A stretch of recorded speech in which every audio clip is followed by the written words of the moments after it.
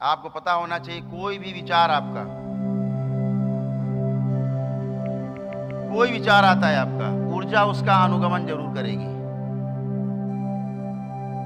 आपके विचारों का अनुगमन करती है ऊर्जा, इस बात को ध्यान रखना, लिख लेना दिमाग में, कापी में कहीं। आपके विचारों का पीछा करती है ऊर्जा। जैसा विचार लाते हो वैसी ऊर्जा आके पीछे पीछे चल देती है। अगर आप प्राइवेट पार्ट की तरफ ध्यान अपना ले जाएंगे, केंद्रित करेंगे, ऊर्जा वहाँ सक्रिय हो जाएगी। करके देख लीजिए, जहाँ आपको सबसे ज़्यादा महसूस होता हो, दुख वाले कोई भाव हो, उसमें ले जाइए, आंखों से आंसू टपकने लगे, ऊर्जा बह निकलेगी। तो विचार अच्छे अच्छे लाइए, अच्छे विचार करिए, अच्छा सोचिए, अच्छा करिए, अच्छा हो जाएंगे, अच्छे बने रहेंगे। लेकिन आप गंदे विचार लाएंगे, गंदगी इकट्ठा करेंगे, तो उसके जिम्मेदार आप। यही आपने किया है। आवाज़ से आप पूरी तरह शुद्ध है, पवित्र है, मन आपका एकदम अच्छा है, कोई गंदा विचार नहीं है, एक आपके अंदर है, सब गंदगी खत्म हो गई। तो ऐसा कोई विचार मत लाएं। आप सोचते हैं अरे सोच लिया बैठ के क्या होता है, कोई वीडियो देख लिया बैठ के गंदा क्या होता है इससे। अरे भैया, आपने अपना नरक कर लिया, आपने अपना सर्वनाश कर लिया।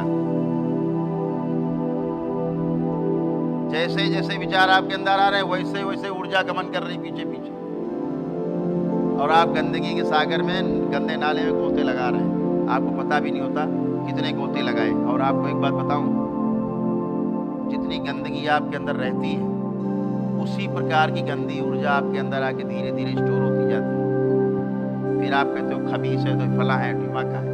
आपके गंदे विचार, आप एक कॉपी रखिए अपने पास। यहाँ आने से पहले लोग जो आने वाले हैं वो ध्यान करें, वो करें। दिन भर में जो जो विचार आ रहे हैं केवल लिखता जाए। रात में जब बैठे, जो लिखा है ना आपने, वो पढ़ने में भी आपको शर्म आएगी। जो दिन भर में आपने सोचा है, और जो आपने सोच लिया, विचार कर लिया, विचार तो चला गया, वो ऊर्जा संग्रहित हो गई। किस रूप में प्राण संग्रहित हो गए? स्मृति के रूप में। अब स्मृति आपके चित्त के 16वें आकाश में संग्रहित है, और ये जब तक आपका ये जीवन रहेगा, भगवान श्री कृष्ण कहते हैं ना, आत्मा मरती नहीं, ये तब तक आपके साथ रहे। विचार ये केवल आपका दरबार है, करौली सरकार का दरबार है, जहाँ अरबों खरबों स्मृतियाँ आज तक की नष्ट हो गई आपकी, खत्म हो गई आपकी। लेकिन अगर दोबारा आप कोई करने लगे सर्कस, उसके जिम्मेदार आप। करिए सर्कस, इकट्ठा करिए। अभी तो आपके पास हाथ पैर सने थे टट्टी में, हमने तो नहला धुला के, इत्र लगा के आपको टनाटन कर दिया, नए कपड़े पहना के। अब फिर कूद जाइए गंदे नाले में,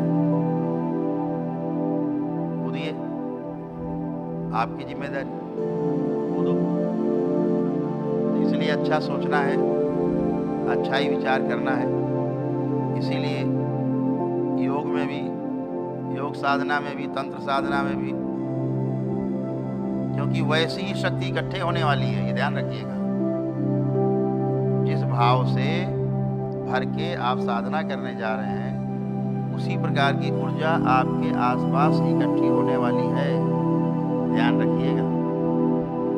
अगर आपने ये सोच के किया कि धन आए तो धन ही आएगा, आप सोचे नष्ट हो जाए, वो नष्ट हो जाए, फलाने नष्ट हो जाए, तो नष्ट होने लगेंगे, भोग आपका बनने लगे, आप भी नष्ट हो गए। आपको कौन बचाएगा? भोग आप ही तय कर। जैसी ऊर्जा, क्योंकि ऊर्जा तो शाश्वत है, ऊर्जा जो है ना वो निर्लेप है, उसका कोई दोष नहीं। दोष उसी का है जिसके हाथ में है। तलवार का कोई दोष नहीं। बचाने के लिए काम ले लो, किसी को बचाओ या किसी को मार के लूट लो, तलवार का कोई दोष नहीं। जिसके हाथ में तलवार है उसी का दोष है, शक्ति का कोई दोष नहीं।